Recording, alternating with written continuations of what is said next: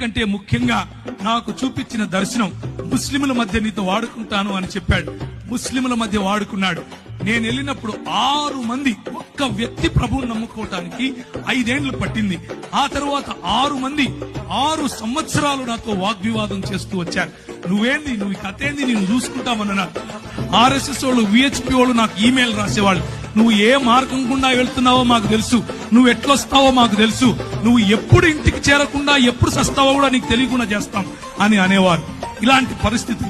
అక్కడ నువ్వు వెళ్లి సాక్షి జీవితం అనంటే ఏంటి అనంటే, అక్కడ నువ్వు వెళ్లి క్రైస్తవుడిని అని చెప్పుకుంటే చాలు తన్నుతారు. క్రైస్తవుడిని అని చెప్పుకుంటే చాలు చెప్పుతో కొడతారు. అలాంటి పరిస్థితులు. కానీ స్టెఫెనును ఆశీర్వదించినట్లుగా, స్టెఫెనుకు వాక్ చాతుర్యం ఇచ్చినట్లుగా, స్టెఫెనులో వాక్ ప్రభావం ఇచ్చినట్లుగా, స్టెఫెనును ఏ విధంగా జ్ఞానముతోనూ కృపతోనూ ప్రభువు నింపాడో అలా యవ్వనస్తులను నింపగలడు. ఒక్క విధేయత అన్నటువంటి అడుగు తీస్తే చాలు. నా జీవితం ఆ రోజు పరిశుద్ధాత్ముని యొక్క తాకిడితో మారిపోయింది. పరిశుద్ధాత్ముడు నా జీవితంలో తెలియని అగ్నిని రగిలింపజేశాడు. పరిశుద్ధాత్ముడు నా జీవితంలో ఇచ్చిన ఛాలెంజెస్. నేను వెళుతూ ఉంటే నాకు అన్ని బెడ్స్ ఆఫ్ రోజెస్ అందరూ వచ్చి కాళ్ళ మీద పడిపోయి పైసలు ఇచ్చేసి ఏమో చేశారనుకున్నారా? కాదు. అడుగడుగు నా ఛాలెంజెస్, అడుగడుగు నా బలహీనతలు, అడుగడుగు నా